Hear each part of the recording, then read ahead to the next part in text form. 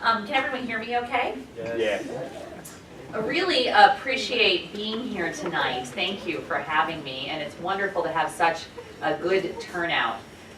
I think we are in a really unique historical moment where sadly we're, I think, in a time in our nation of polarization. But also I think that gives a lot of possibility and hope for people who have the capacity to act as bridge builders, who cross multiple social identities. So the conversation about faith and science, I think, can be a kind of testing ground for how we might productively bring together bodies of knowledge, and even beyond bodies of knowledge. Sometimes these things are all abstract and philosophical, which is not inherently a bad thing. But this is about very real relationships between groups of people. And so I want to bring it down to that level, to that kind of earthy level about how we relate to one another tonight, and I'll end the talk there. I like the work of, let's see, how do I advance?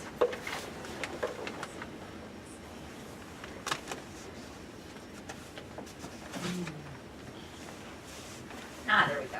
I like the work of Bill Bishop, who wrote this book actually in 2009. So, who said this, as people seek out the social settings they prefer, choose the social group that makes them most comfortable, the nation grows the more politically segregated, and the benefit that ought to come with having a variety of opinions is lost to the righteousness that is the special entitlement of homogeneous groups. I should just think on that a second, the special entitlement of homogeneous groups. So we self-select into communities of people like us.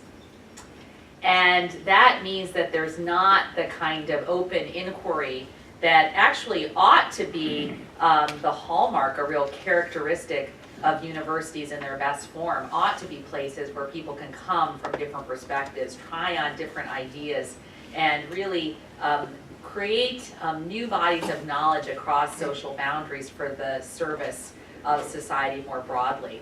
And so I think, what you're, by even coming here tonight to talk about something that often raises a lot of negativity and contention in people's minds, you are already acting as boundary pioneers and just physically getting to this space and expressing a kind of openness to talk about things which often scare others and make them retreat into social groups with those who are like-minded.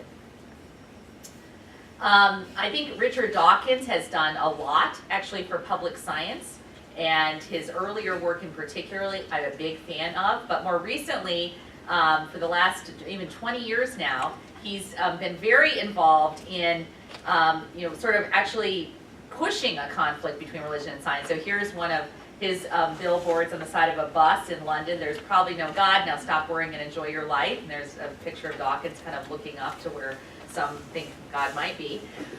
So here is his quote from him, which I like. Faith is the great cop-out, the great excuse to evade the need to think and evaluate evidence. Faith is the belief in spite of, even perhaps because of, the lack of evidence. So when we hear people in faith communities say that all scientists are atheists, you can see where they might get that idea, right? Like, this is very popular work. Dawkins' books have been on the New York Times bestseller list, is still very widely read. So that's one kind of perspective where we see one kind of extreme. On the religious side, particularly in the US amongst evangelical Christians, we have other kinds of extremes. So here's Ken Ham, founder of the Creation Museum, not too far from me. He says this: believing in a relatively young earth, only a few thousand years old, which we accept, is a consequence of accepting the authority of the Word of God as an infallible revelation from our omniscient creator. And so when scientists tell me, in my studies as a social scientist, that, sort of religious people are kind of out to lunch, they don't accept science, we can see where, they might get some of that kind of perspective. So stereotypes are very interesting because sometimes they have a thread in reality, right? There needs to be just enough for people to make it plausible that a larger social group believes this. So I'm a social scientist, and in its best form, social science, and I'm in particular a sociologist, can really help us understand through telling people stories well in the aggregate, through surveying, through interviewing, and other kinds of methods and tools that we use, sort of what the real lay of the land is. So sometimes the loudest voices, the people that write the most, really get the best public hearing, and then it leads the larger public to believe that everyone's like that, right? Because if your work is really, really popular, it seems there must be a lot of people in your social group. So for the past 12 years now, I have been trying to figure out, as a sociologist, really answers to several research questions. And so I've been trying to figure out, what do scientists really think about religion? What do scientists really think about religion? And I then, on the other side of the coin, have been trying to figure out what religious people from various traditions really think about science and scientists, and then try to find out if there's any common ground. It seems like the idea that there is an entrenched conflict between religion and science is having perhaps some bad social consequences if it's not true. And I'll talk a little bit about that later. So what would be a kind of public translation that we could engage in that would help these communities of people reach common ground? And how might the whole idea of the boundary pioneer, if we think of people who fulfill multiple social occasions, say people who are religious and are scientists, for example, how people have a foot in separate worlds, what they can do to really make a difference in this conversation. So I've engaged in 3 studies over the past 10 years. My first book on this topic, called Science versus Religion, What Scientists Really Think, was a study of U.S. natural and social scientists at elite research universities, so places like Northwestern. To protect the innocent, I will not tell you if I studied Northwestern or not. This is not, you can pure guesses.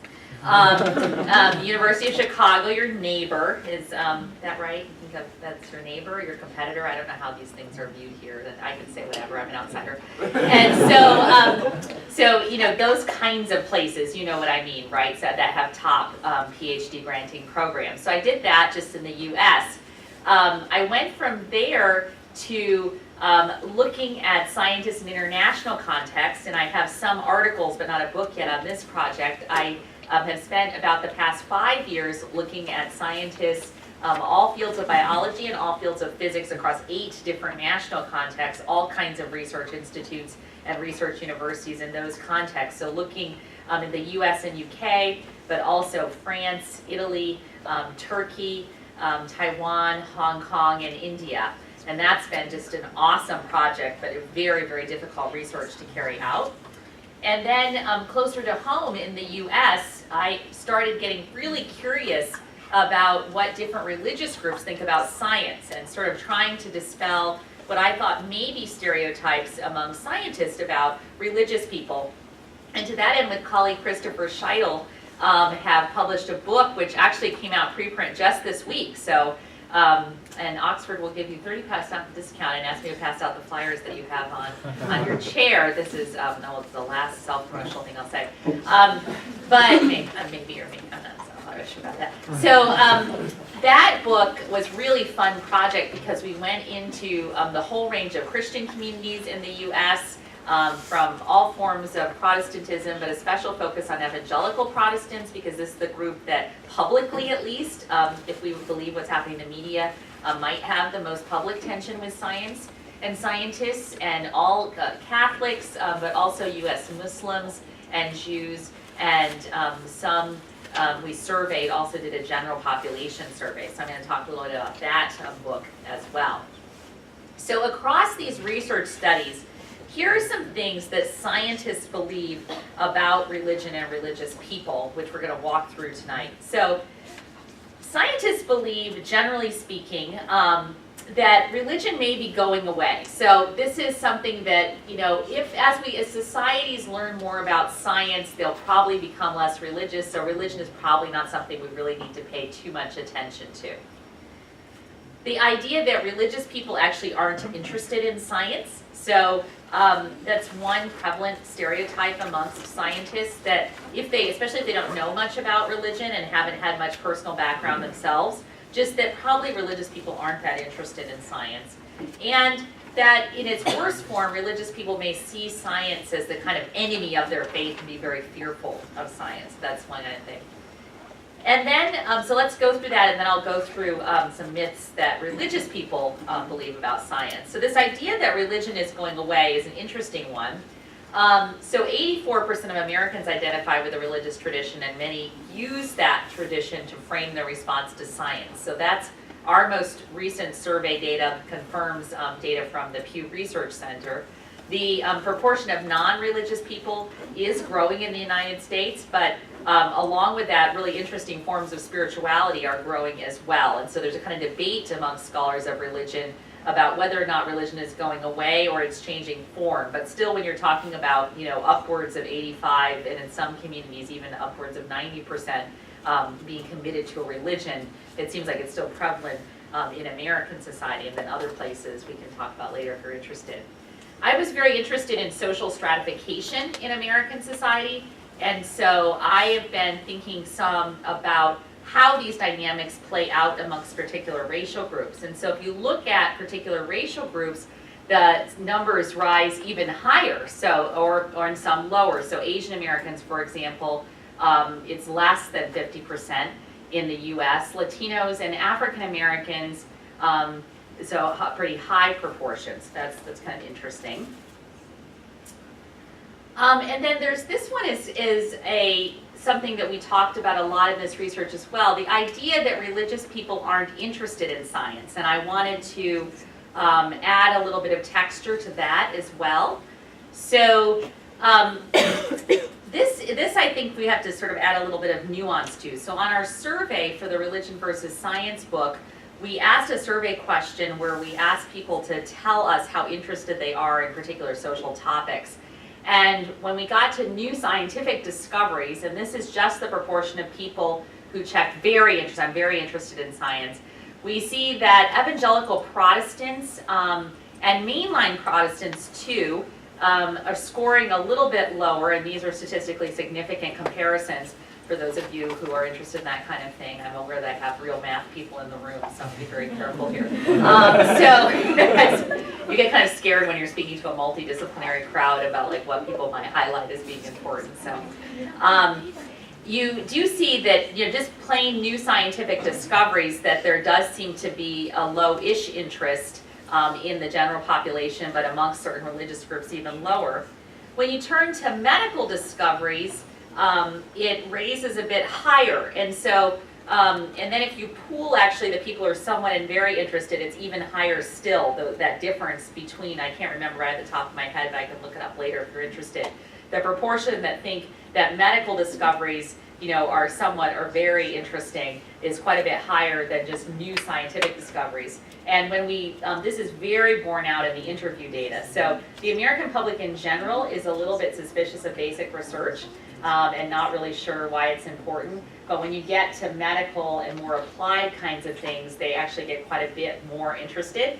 And people who are religious, particularly Christians of various sorts, are very interested in science that helps people. And so that's something to kind of think through in terms of framing science for those of you who are interested in public science. Here's we studied African American Christians, so we looked at historically black churches, Latino congregations, Asian congregations, and predominantly white congregations amongst the Christian Protestant groups that we studied. And here's an African American Christian who says, well, my point of view is this, that science makes you wonder, but faith allows for you to focus on your belief, and that's what God created all things. So I don't have any problems with science. I love to watch science programs, history documentations, but it doesn't lessen my faith. So in their narratives, when we followed up with in-depth interviews for this project on religious people's understanding of science, we did then 300 in-depth interviews. We found this generally positive sentiment about science. So there wasn't the kind of antagonism or fear of science themselves. We also asked questions like, would you be okay, this is a very classic social science question, like, would you be okay if your child married an X person, right? It's it's a measure of social distance, right? If you're like, no, I don't want my child to marry a computer programmer, then we're like, you do not like computer programmers, like you may say you like them, but you don't want one living with you in the house, So, so that's the kind of thing that, we think about social distance. And people are like totally fine with their child marrying a scientist. You know, it's really very religious people, not religious people, all forms of religious people, no problem with marriage to a scientist. Interestingly, they prefer engineers more than scientists, and the general public thinks the engineer is very different than science. There's not a huge understanding of how there might be some overlap, and then maybe engineering is a form of. I don't know what you all think about this. This is a topic we can debate later, maybe not so relevant right now, but yeah, a lot of interesting stuff going out there in the social world. So here's a person who's attending an Episcopalian congregation and says, science has made me really appreciate the complexity of beauty in life, and that makes me more spiritual. A lot of people say, well, don't you see a lot of conflict between what you've read in the Bible and what you see in science? And I guess for me, I don't. The method versus the destination. So she's meaning like sort of the method of how the natural world works versus what it's for. We don't know the methods that he used to create this, and she's referring to God there. So here's the idea. So in some way that doesn't seem that religious people are seeing science as the enemy, but they're a little bit, they're wondering whether or not scientists are maybe a little bit sketchy, and we'll get to that in a moment. But just one more piece of data which I thought was interesting. Here's a survey question that's asking them the extent to which they agree with this assertion. Overall, modern science does more harm than good. 85% of all Americans disagree with that. And 86% of evangelical Christians disagree with that. 83% of the religiously unaffiliated disagree with that. So there seems to be a pretty good agreement that, science is out there doing some positive in the world. Very borne out when we asked in our interviews for religious people, non-religious people, to really explain to us what's the benefit of science. There was lots of discussion of what science can do to alleviate suffering in the world. And so there's especially medical applications people want to talk about. But 36% of evangelical Christians think that most scientists are hostile to religion. And so I want to make the strong distinction between liking science and then perhaps thinking scientists themselves as a people group are maybe concerning. So that's something that's interesting to think about. So here's a Latino Protestant Christian that we interviewed who said that I guess that scientists do have an agenda of trying to disprove God. A person from a largely white evangelical Protestant church said, I wonder if certain scientists are even against Christians. And my favorite quote, another evangelical Christian says, I think that especially in science, people would be more apt to find a bone in the ground and say, this is the missing link. This is what proves evolution. We can finally shut up those rotten Christians. So, never heard a scientist say that, but that's, that's the perception out there. When we get to the relationship between religion and science, which we also ask these respondents, 29% of evangelical Christians say conflict. There is a conflict between religion and science on the side of the religion. That's the most of any of the religious groups. 21% say these are completely different aspects of reality. The former paleontologist Stephen Jay Gould's idea of non-overlapping magisterium. But 48% of evangelical Christians say collaboration. They think that science and religion can be used to support one another. All of the respondents say 14% that they're in conflict. 35% say independence, and 38% of respondents say collaboration. So the evangelical Christians are actually, and I don't have time to break out all the religious groups, but you'll have to trust me here, the evangelical Christians are actually the most likely to say, of all the religious groups, that there is a kind of collaborative tendency between science and religion, which we found interesting as well. Here's some of the myths that came out in our data that religious people believe. So an entrenched view that you can't be religious and be a scientist, and especially amongst the more conservative Christian traditions, that was an entrenched view. That atheist scientists are universally hostile to religion, so a kind of version of what it means to be an atheist scientist that very much maps onto a kind of Richard Dawkins or Hitchens or others who write actively. That science is the major cause of unbelief, a kind of fear that if you send children into science that it will lead to the erosion necessarily of their beliefs. So you can't be religious and be a scientist. So this is a tricky one to figure out. So This is a survey that we did where we looked at not just scientists at elite universities, but scientists, in research and development and corporations, sort of all scientists. So you see that scientists, even in the general population, those who are comfortable in the general population with the label evangelical is 23%. So a bit, if we look at the general population of scientists, there is a bit underrepresentation of evangelical Christians. Mainline Protestants, not too much different, a little bit of underrepresentation. Catholics, people who are Jewish, an overrepresentation in science. In people who are Buddhist, Muslim, or Hindu, and other non-Western traditions, it's a very imperfect label, but this was a kind of a collection of different religious groups, not any one of which was large enough to statistically examine alone. There's an overrepresentation there. And the non-religious, there's an overrepresentation. But still there's definitely a representation of evangelicals, mainline Protestants, Catholics in science in general, but less so at elite research universities. Here's an evangelical Christian who's a biology professor sort of talking about her views, and she says that science influences my Christian faith in the appreciation of the whole concept, of life itself, of the consistency of the way things operate. It's totally impossible for me to imagine that all of what we have here has come about with any direction or any design or any purpose. And this neurophysiologist says you look at DNA and neurologic systems, you look at the amount of order that's in those systems, it's remarkable. Things generally become less ordered, they degrade and they become more random. So to think that things actually become more ordered in the kind of systems that she studied goes against one of the basic premises of science. And so you have to think, how did this happen? And so somebody who doesn't really have a faith ground doesn't really understand that from her perspective there's a creator and someone who created all the order. So she was kind of talking through how she thinks about the relationship between her own faith and the kind of scientific work she does specifically. This is the one that from my experience studying different religious groups, but especially conservative Christian groups, probably needs to be the most addressed. This idea that atheist scientists are kind of out to eat young Christian children for lunch, that they're like very hostile, always sort of universally hostile to religion. So, and you can see, I could think of any number of colorful quotes that we could put up that seem to really speak to that and that hostility.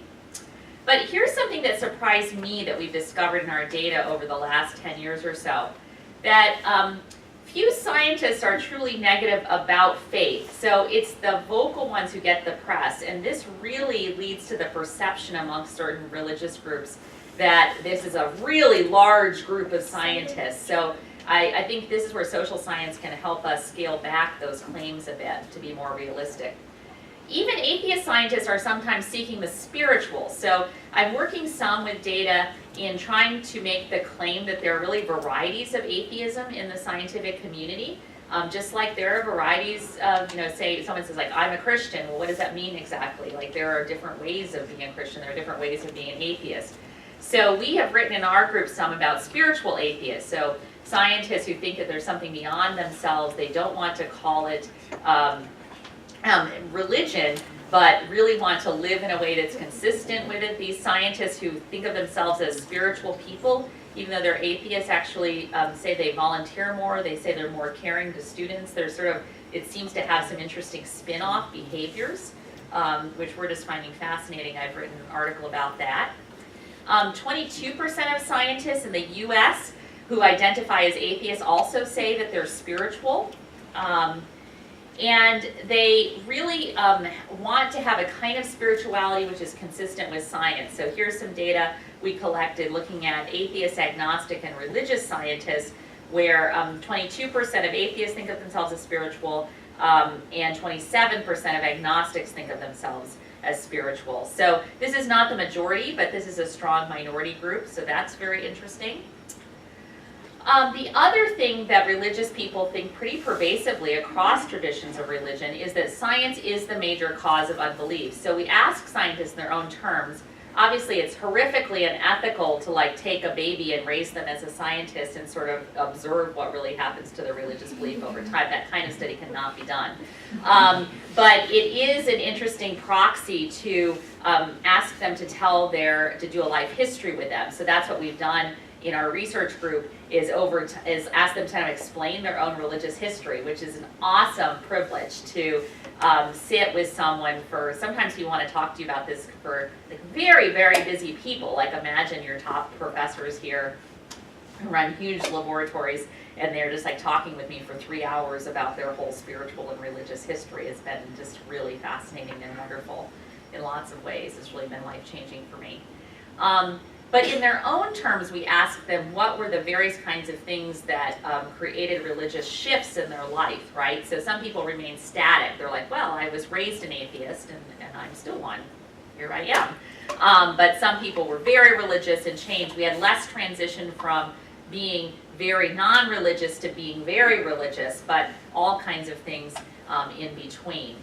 So in our most recent survey in the US for this religion among scientists in international context study, we re-studied the US for this most recent study, 61% of biologists and physicists, including all universities and all fields, said that scientific knowledge and training has had no effect on how religious they are. 19% did say it made them much less religious, 12% slightly less religious, and 5% slightly more religious, and 3% much more religious. So that's interesting in and of itself.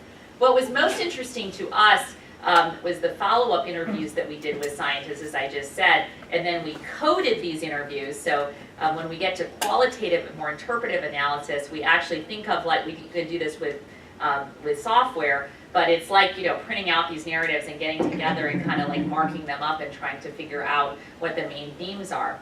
And the predominant theme, it's actually very uncommon in the United States, even this time period, to be a second-generation atheist, meaning that your parents were also atheists, so over generations you're an atheist. That's actually fairly uncommon in the United States. But the most significant thing that happened in their lives was that they had very bad experiences with religion. So the religion has let me down narrative was the most common motif, which I give talks occasionally to scientists, and I also give talks to religious leaders through the kind of work that I do. And I always talk about varieties of atheism and the reasons scientists in their own terms have become less religious to them, because I'm like, every religious leader in America needs to hear this, that this shift most often happened in like youth group. It didn't, you know what I mean? Like it happened through, I'm asking difficult questions about the faith, I'm an inquisitive person. You think about the kind of person that then goes on to get a PhD in applied math, or, you know, in these subjects, and, you know, this is an inquisitive child, right? More often than not. This is someone who's always asking hard questions about the world, and in their religious communities, they felt that these questions were not honored, you know, that you could not ask these questions. So one of the most powerful quote that from a woman that I interviewed said, when I asked hard questions about the faith, she was raised in an evangelical Christian community, I was told just to make a decision to believe. My experiences with religion was that it was a way that judgment was passed on people who are different. And she thought of herself as different because she's an inquisitive person. She thought of herself as more intellectually curious than others that she knew, and that made her feel very, very different in that particular faith community. Here's where I think from doing these 3 big studies, here's where we think that there is some room for common ground between communities. So I asked myself, you know, what are both religious people and scientists concerned about? You know, what are the social issues? And most often they're issues that have to do with social justice and social equality, which you don't really hear much, but most religious people in American society, if you're like, well, what's the common kinds of social issues? Well, it's alleviating poverty. Most religious communities have some kind of, there's huge controversy over how poverty should be alleviated, political controversy, all kinds of things, but we really didn't talk to any religious people who think like, yep, that's a good thing, you know, people should be poor. I mean, so right, there's a kind of universal caring for the poor ethic amongst religious communities. And scientists too, both religious and non-religious, want their work to do some sort of good in the world. I mean, this is a group of people who are on the whole quite interested about issues of justice in the world. So one issue that seems to me a area where there could be common ground between communities is the whole issue of equality in science. So here's something. We've talked a lot in our social milieu in universities about underrepresentation of women in science, and that's some of the work that I've done as well. But there is an underrepresentation of Christians in science. Two groups that tend to be highly Christian in the US are African Americans, Latinos. These are also groups that are very underrepresented, especially among scientists at top research universities, and this is startling for me. Less than 1% identify as African American when you get to actually people who are tenure track or tenured at elite research universities.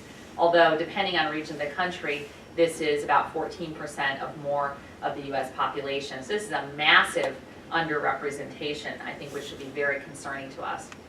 But here's a Christian, this is a pastor at a black church that we studied in Houston, who said, I've always thought that scientists are not Christians, did not believe in Christ. If some scientist comes in, he says, to his church and starts blaspheming God and saying, you know, if you're a Christian, you're stupid, that his perception was that that was what scientists would do. I don't know if I would go any further in science. And so we started to get this idea that for some groups of people, they might perceive themselves as a double minority in science. They might perceive themselves as someone who's a racial minority, but also a religious minority. And that's something that we might want to think about as we think about advancement into improving equality in science and what we think about that. So just leave that with you to think about for a minute. So in our US, our most recent US study for the Religion Among Scientists International Context study, we looked at the religious breakup of those scientists who identified as Black, African, or Caribbean. And so about 45% of them are Protestant, 21% have no religious affiliation, 19% are Catholic, and 15% say that they are some other religion, but such a small number that we couldn't even break out the other religious groups statistically. Here's another quote from an African American pastor saying, science still, for a lot of African Americans, is a no trespassing zone. So I think that's something to really think on in terms of equity in the scientific community, and is this a particular issue that the science community and faith communities could get together on. And another research project that we're just starting to engage in, we're looking at after-school programs in Houston, in my city where Rice University is located. Most after-school programs that are private are actually run through religious organizations. And to what extent do those religiously based after-school programs have science curriculum? And are there some scientists who could actually act as bridges? The majority of the programs are actually hosted by African American and predominantly Latino congregations. And are there ways in which scientists could bridge, especially scientists who are actually in the churches themselves, could bridge in the after-school program? So we're doing, it's kind of new work that both religious communities and scientific communities think a little bit of odd and off the wall, like you wouldn't think about this as being a way that scientists and people of faith could connect. But as we explain more about it, we've actually had faith leaders from predominantly African American churches come to Rice University to kind of make a case for increasing science curriculum in their after-school programs, and scientists are really starting to get on board with this as a positive point of interaction. So I think there's some real possibilities here. Another more abstract area where scientists and faith leaders seem to be expressing a sort of a common ground is around the whole issue of seeing beauty in the natural world. So I have a postdoctoral fellow who has just taken a position in the Northeast at Catholic University, who is doing this project called the Beauty Project, where he is interviewing scientists and trying to understand their whole sense of morality and aesthetics and sort of how they see beauty. Both really, he's just a random selection of scientists. They don't have any particular religious perspective. Some of them do, some of them don't. But is starting to uncover some really wonderful things about the realization of beauty in the natural world. And this is a piece of science where, and an understanding of science that people of faith really get behind as well. Sort of how do we see beauty in the scientific world. If we think of science not just as functional, but as a way of understanding the complexity and beauty of the natural world, I think there's some extent where common ground can be made here. Here's an evangelical Christian who says, I think the more wonders that the scientists discover every day makes me believe that the earth must be created by God, because nobody else could ever think of anything like that. Nobody could make it all work. It all fits together and works together smoothly and has for millions of years. I think God, is the only one that could do that. And Mickey introduced at the beginning of this talk this idea of boundary pioneers. And in both our 2005 study of U.S. scientists and then our more recent 2015 resurvey of U.S. scientists, this idea of scientists pointing out other scientists who are well known, who are both persons of faith, but also very well known and known for doing good scientific research, and sort of naming these people as having the possibility to cross boundaries that came out in both of those studies done 10 years apart. And so what we did is, when we did interviews with scientists, we actually coded them for names of scientists. So we'd ask, like, you know, you're a scientist, like, who are you reading and who do you interact with? And do you know, are there any famous scientists that come to mind for you related to the science and faith interface? Richard Dawkins was mentioned, for example, very often by scientists in several different national contexts. But interestingly, especially in this most recent study that we've done in the U.S., scientists, and I'm not sure if this is representative or not, but it seems so far in our initial analyses that scientists are starting to also mention people that they know more locally. So not just the famous scientists, but say scientists in their particular mosque or scientists in their particular church who they feel a greater sense of comfort talking about, you know, sort of what it means to be a scientist and a person of faith. And so I think there's the potential there for those of you who are interested, who are really well positioned to do outreach in this way, for if you are part of a religious community, for you to do outreach into the scientific community and helping scientists understand your particular community as a person of faith. And if you're also in a faith community, helping people in your faith community understand what it means to be a scientist. So we're finding that scientists often feel very reticent to talk about their scientific work in their faith community for fear of being judged harshly, or just not knowing how that scientific work is really part of the mission of their faith community, and they tend to keep things compartmentalized. And so there's the real possibility here, I think, for this boundary pioneering work to really exist even right from among the people in this room. So one of my favorite quotes was from another scientist talking about Francis Collins, who says, there are some people with very deep religious beliefs who simply don't let these things conflict. One of the lovely examples that I heard, this scientist I interviewed, is about this guy, Francis Collins, who's the director of the National Institutes of Health and former director of the Human Genome Project. He's a very serious Christian, obviously a firm believer, and he managed to live very well with that. So interesting to me, when we coded the interviews for the mention of scientists, we also analyzed whether the scientists who are persons of faith were talked about positively or negatively. And Collins, on the whole, was talked about very positively by scientist peers, both religious and non-religious. So I think there's some possibilities for us to try on in different kinds of models if we want to think through that. So thank you for this time. Very excited later on to hear our questions when we do the formal question and answer. We have our work housed on a website through the Religion and Public Life program. Here's some of the students and colleagues I work with there. There's our website if you want more information on our research. We house all our articles and books there from different members of our team. So thank you very much for having me. Appreciate it.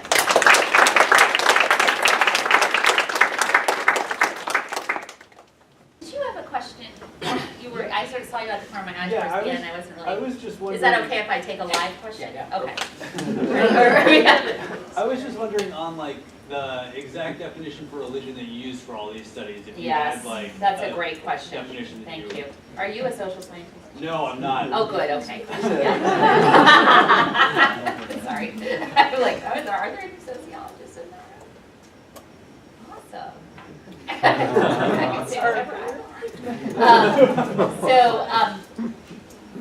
So we actually we measure as sociologists religion in 3 kinds of ways. So beliefs, identities, and practices, and those vary pretty wildly according to religious tradition. So I have a kind of different answer across the 3 studies. So there's some things we keep constant across populations because we want comparability, and then when we do this follow-up qualitative work, we generally allow people to define religion in their own terms. I don't know if that's satisfying to you or not, but that seems to work the best. And I'm a huge believer in using mixed methods approaches, because I know from studying scientists that the whole way we've done survey research on religion in America really doesn't work for the scientific community. And so, and I'm starting to wonder after studying this particular population if maybe it doesn't work for other people too, but just we haven't tested other ways. So for example, we have what's called skip patterns on surveys. So if I ask you, do you believe in God? And you say no. For years and years when we did survey research on American religion, then we would skip all the questions about religious practices. We'd be like, you don't believe in God? Well, then you don't answer these other questions. And what I found in my study of scientists, when I actually took out all prevalent skip patterns that we use in, because I just had a sense from interviews I'd done that scientists may be a different people group. Just try that on. That meant to be funny. But I just thought, for this group, and maybe for highly educated people in general, or I just had sort of different theories, and so I tried a portion of the study, in a pilot study I did where we didn't use prevalent skip patterns, and that really worked in interesting ways, and so then we applied that methodology throughout. Now what should I do? Should I go off the... I'll leave it to you. You can yeah, maybe 1-1. Oh, 1-1, so let's see.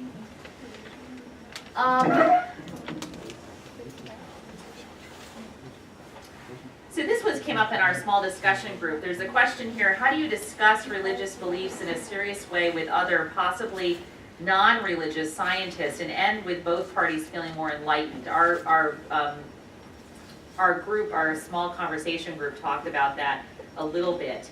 And I think we're in an age where, especially amongst like the younger cohort of academics, so people who are in training, there's a kind of openness to authenticity. And so I think it's more productive to discuss personal experience and to gain relationship first, and then get into a discussion about philosophic ideas. So when we talk about science and faith, we usually go straight for the jugular of like abstract intellectual questions, and I don't think that's where most people are. Like even, scientists, when they talk to me about their faith and science experiences, generally talked about like experiences in a church community or in a mosque community, like who they knew that was a scientist. They had a very relational understanding of the science and faith interface, and it was more about who they knew. So I wonder if in conversations it would be better to start with a conversation of your own personal experience with science and faith, rather than like, do you think God really exists, and does science disprove him or her? And and I just wonder if that's the way, like if that's the sort of civil way forward, right? Like where let's like talk about our experiences with these issues. And so what if you said to someone, what's your experience with this issue? Like who have you known who's a scientist? Who have you known who's like, and you kind of get a sense of what your relational experience is around these issues. I think that might be more productive. I'm kind of trying that on as an idea of a way to go forward. So live question? Yes. I had another clarification about your study. Did you only look at natural scientists, or did you make a distinction between social scientists? And how do you think religious people would have a distinction between the two, or is there one? Oh, that's an interesting question. So I have done one study of scientists where I looked at chemists, biologists, physicists, political scientists, sociologists, and economists. And that there was not a huge difference between social and natural scientists religiously at elite research universities. They tended to kind of, their economists were an outlier amongst the 7 disciplines that we studied in that first study, but they tended to be a bit less religious than the other groups, but not much difference amongst sociologists, physicists, etc. So it seemed like once you self-selected into an elite university, there was a homogenization of religiosity, which kind of interests you. You really, it's hard to figure out in these kinds of studies what's cause and effect, right? Because you have the like human subjects problem of not being able to raise babies in boxes and like, right? Remember that problem I talked about before? So yeah, you're going on people's perceptions of things, but that's an interesting question. I have a follow-up question. Yeah. Can I ask? How about the differences between engineering professors, scientists versus natural? I wanted to do that Yeah, study because because I think the applied, so I think there's something here which we're seeing in the general public too, is this kind of Engineer distinction of like perceptions of applied versus basic research is very interesting. And I wonder further if there's differences among subfields in disciplines around the kind of science that you study. And the Carnegie Foundation has done studies of American faculty and does find that religious people tend to self-select into more applied fields of study. And when you look at college majors, that religious students, especially Christians, tend to self-select into helping majors. I don't mean social work necessarily, medicine. Medicine's an idea of a helping major in people's minds. Like, you use medicine to help people, is what I mean. So tend not to go into like physics as much as majors, like college majors. So I don't know at the faculty level what's happening yet, but I think that's a kind of interesting thing, like this sort of idea in certain religious communities that the applied is better or more honorable. I think that's interesting. Now I want to go, my preference is for the lives, but I want to honor the writtens too. What about, here's an interesting one which I think about a lot. What if social scientists' disdain for traditional religion? Is this the same as the battle found among STEM, science, technology, engineering, math, scientists? I ask because sometimes I feel that the social scientists may be even more dogmatically opposed to religion. Robert Wuthnow, a well-known sociologist of religion at Princeton University, has written a little piece a long time ago, probably before some of you were born, in the 80s, the 1980s. Were some of you alive in the 1980s? No one needs to out themselves, but I was alive in the 1980s.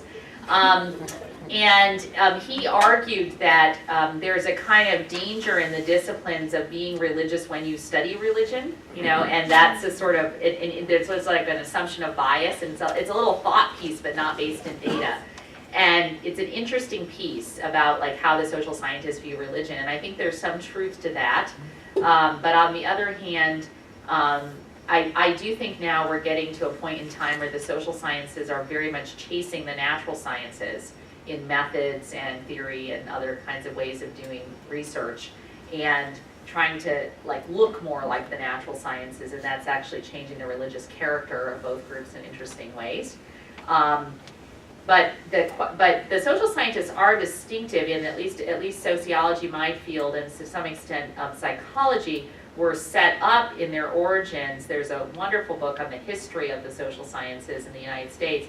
Were set up to be an antidote of social care through religion, sort of be the anti-religion disciplines.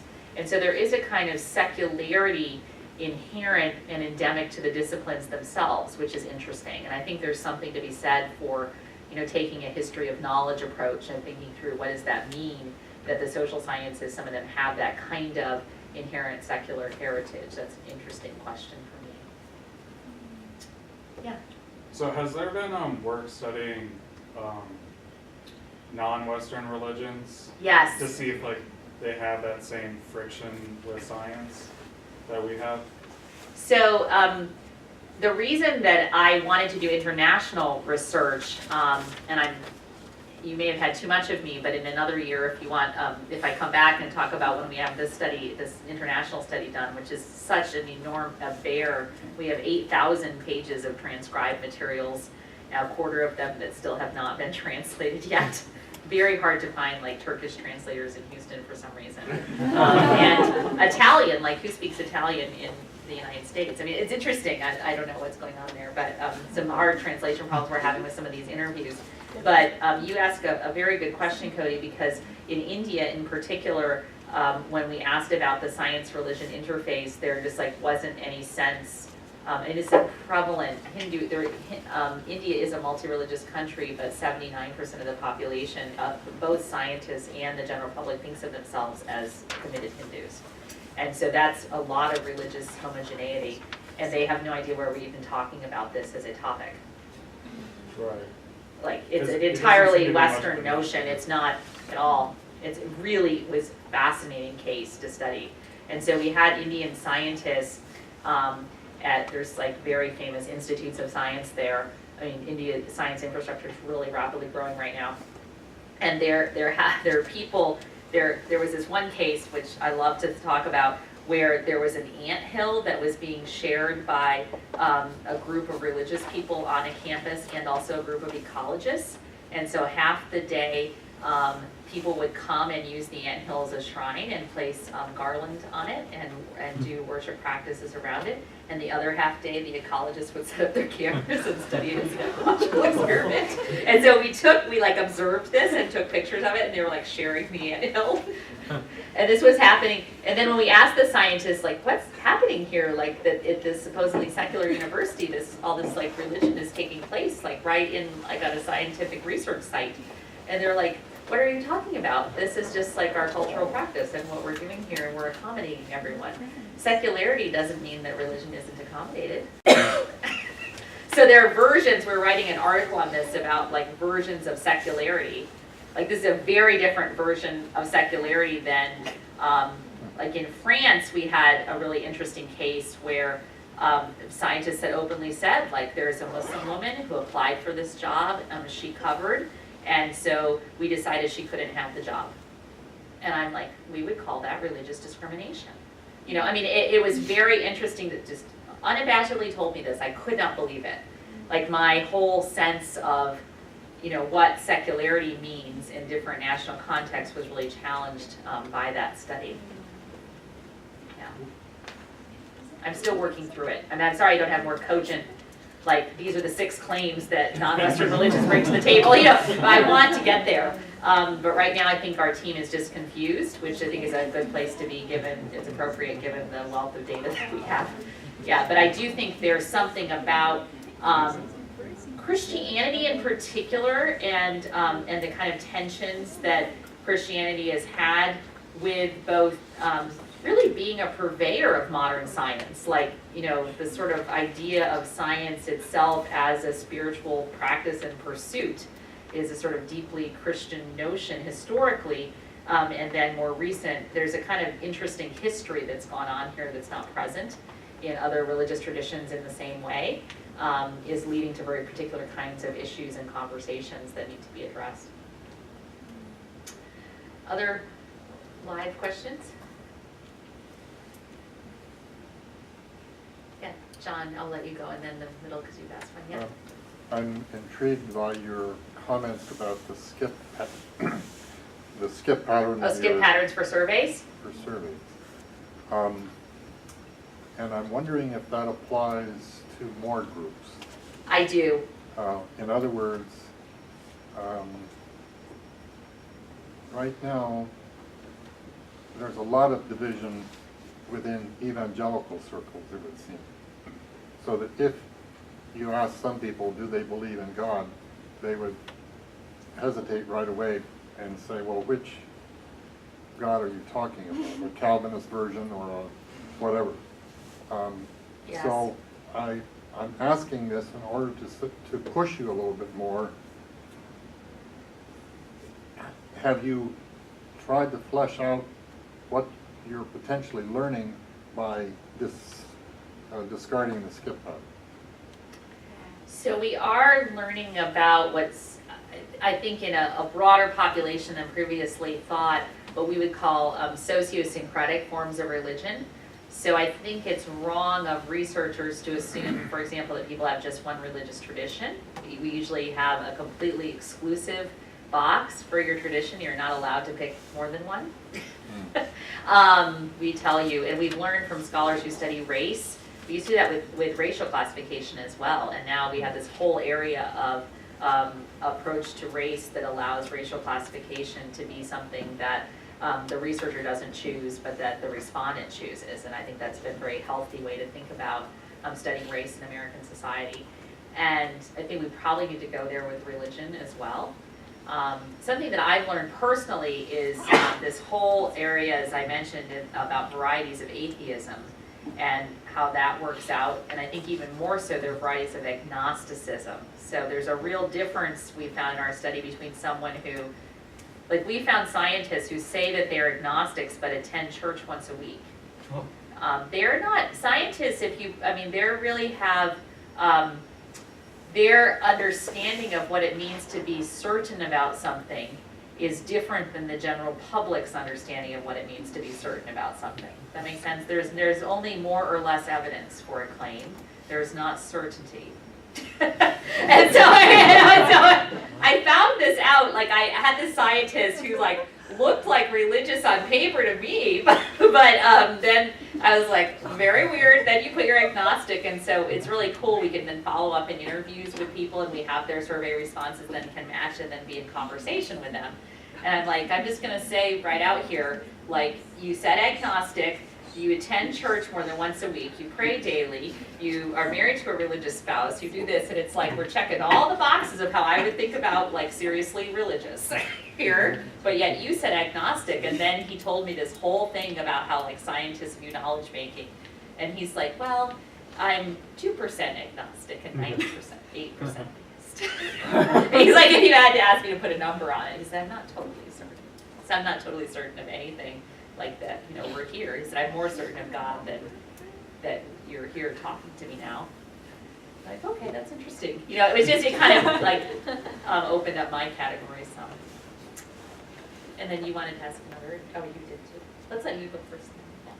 Can you talk about why you chose to study elite universities versus scientists at Everywhere, yeah. So that was the first study, and we had to kind of cut it off somehow because of lack of money at that particular phase. And so we started with the study of elites because we thought, well, if you're going to try to figure out how science is structured in universities in the US, you probably want to start with the most research active places and the places that confer or for the most highest ranking PhD programs. That was my sense of how, from what we know about how institutions are formed and how knowledge claims kind of get made in American society and in universities in particular, the elites do shape things. And so we started there. But I want to critique that earlier work because I do think we missed a lot in that first book I wrote by not actually going further into other kinds of universities, and the religious ecology of other institutions and scientists in them did end up being quite different. Like the elites did matter, but then, so in the sense that they're quite unique, and that other kinds of institutions are different in other versions of science. So that was a very, it was a good question and one we thought about a lot more recently. And yeah, you would ask. So you mentioned that previously the scientists do not know the local other scientists who are also religious. They're just simply knowing those national figures such as like Francis Collins and Richard Hawkinson, those people. And now you say that there's scientists know more local scientists from the same church or from the same fellowship. Can you talk a little bit about the reasons of that changes and also and also the implications of that? So I do think that there's a lot of there are a lot of social programs going on right now around this issue, and so this conversation is evidence of one of them. That there's a small grant to do a conversation about these topics, and so I think it's raising awareness potentially. Now, I'm really hesitant to make that kind of claim because it sounds like I'm making a cause and effect claim, and I haven't really studied like to what extent these programs are effective. But it does seem like in our so we essentially did studied some of the same population 12 years apart in the U.S. and now we're finding in these same disciplines at these same types of universities, there's more awareness of conversations around like faith and science. And so I think that's been an interesting kind of thing. My claim about the local church scientists or local, the other place where there's obviously many less Muslims than Christians in the United States, but this was happening in mosques too in kind of interesting ways when we studied mosques specifically. From religious people's point of view, they were not so concerned about like, oh, is Francis Collins a Christian? Like, I don't know him personally. Like he doesn't, like, awesome, he's written a book. It sort of helps you. It's like the difference between having a role model, like you see someone out there, you may not know who's something, like we talked a lot about this in gender studies, like let's see a woman who is a major CEO, I see that as a role model. A mentor is something quite different, like this is someone who I know in flesh and blood who can, talk to me. And so we're trying on the idea that maybe it's important for religious people to actually, know of scientists in their own particular congregations and faith communities in order to really change their minds. And there's a established social psychology literature about that, like sort of the importance of relational networks for changing people's opinions about things. That it's not enough to just have someone out there, that you need to kind of have someone part of your own circle. And I wonder if that's, I know I have a lot of evidence, but I wonder if that's something that's going on here. Do you want to keep going, or? Sure, do you want to do, Yeah. we So I'm missing someone, you had, yes. Now I've let go of the paper questions entirely, because see, the flesh and blood is important to me too. But so maybe some of you who wrote questions on paper would feel comfortable now saying them out loud if we're not addressing them. Yes. So in the scientific training process, so we were usually indoctrinated that every claim requires an evidence. So, but then I read, in order to be truly faithful, you need to make this so-called leap of faith. So you just have to believe it. I'm wondering during your interview, how do those religious scientists, how they make this leap of faith? Oh, that's a great question. So Because they sort of violate their scientific indoctrination. So I talk about this in that first book, Science versus Religion, what scientists really think is that scientists in the pews, to give it very Christian language,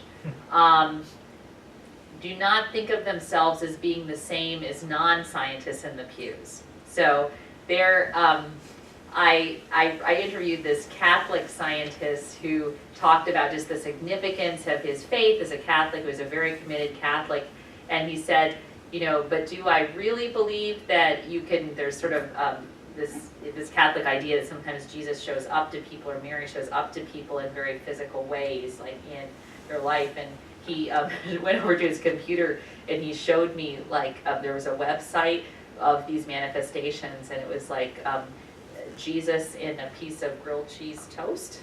And so he showed this to me and he said, I don't really believe this, but I just kind of keep quiet about it at church. And so he said, so I just choose, but he said, do I think that faith is real in my life, that being a Catholic really affects my scientific work? He says, I don't, for me, I have an incredible amount of different kinds of evidence for this. And he explained to me the difference between, scientific evidence, which is a very particular type of evidence, and other kinds of what he would think of as religious evidence for the kinds of faith claims that were important in his life. So I think the way, from his point of view, the way he would understand it was versions of evidence, not that there isn't evidence, but that there are different versions for different kinds of claims, and that scientific evidence is one type of evidence, and then there are other, it's not irrelevant to religion, but there are other kinds of evidence that are also relevant to religion, but which may not be relevant to science. And I am really getting out of my philosophic and theological territory right now. But that's how this Catholic scientist would understand it in his own terms.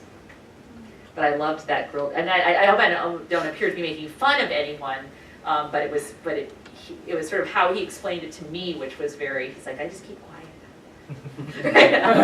Just sort of endearing. Yeah. So when you do a survey, there are a lot of bias exist from when you design your survey questionnaire to get your survey respondent to do your data analysis. So what are the biggest bias you have observed in your own field? In your field, and how do you adjust that bias? Yeah. So I have I've actually written publicly about this. I have a big commitment to speaking openly about bias in the social sciences and actually the natural sciences as well. So I think there's bias in the natural sciences, which often goes unnoticed, especially at the level of interpretation and implication of findings. So we can talk about that later. But social science is very interesting because we are people studying other people. So our social locations make a lot of difference. Like, we are not outside the system that we're studying, and so we're very much embedded in it. So I think the way that you can address that is being very open about that, and I'm a big believer in collaborative work with people from different social identity categories, because I think then they bring different things to the data. So because of non-religious or anti-religious discrimination laws, which are totally appropriate, I cannot put an advertisement in a paper and say, like, looking for atheist social scientist. I am not an atheist, but I'm looking for one to help me with this project. But I do have informal ways of assessing, sort of where people stand on particular issues and what their social backgrounds are, and trying to bring multiple religious traditions to the table, interpreting findings and their implications. I actually think it's very important in social scientific work. So that's a whole debate, and I am on pretty strongly on one side of it, in that I think our social locations become very important in data gathering and interpretation. That's one of the reasons I fight so strongly for diversity in both science and social science. The other thing that I think is very important is mixed methods research. So social scientists are very fond of hiding behind numbers because numbers seem pure and objective. And there's a real constructed aspect of numbers which goes unnoticed. And I think that's sad that we have gone, we've sort of moved in a very numeric direction in the social sciences, some of which is very appropriate and has come from developing more sophisticated tools, but it has become deeply problematic. And actually narrative research, I think, keeps us accountable to understanding people's stories in their own terms. So I really love studies where you're merging observational data. So we tried in our studies to collect observational data where you're going into communities and observing things. We try to collect interview-based data, and we try to collect survey data. So we sort of do multiple modes of data collection around the same social topic. I've gone on long enough. I could probably talk for 3 hours about that very question, but I think we should. I want the questions to keep going, but we are toward the end of our time, are so we should, okay. yeah. I just am starting. Yeah, I'm like, oh, we're getting into the topics I'm really passionate about. So don't feel like we're closing it down. Just the formal part. You can stay around, ask questions. Yeah, and I'm free if that's okay. Yeah, absolutely. Yeah, I don't think we're going to get kicked out, and if they do, then we'll just make And it look real at our slow. website, or also my email address is ehe@rice.edu, so just my initials at Rice. I should put that up, but you can email me. And we have some more research articles and stuff, as well as some op-eds our team has written about the data on our website. So thank you. Let's thank Professor Ecklund one more time.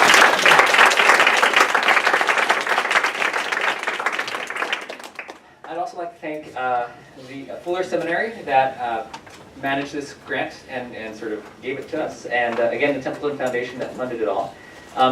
If you have those debriefs or feedback forms for us, just leave them on your chair, we'll pick them up.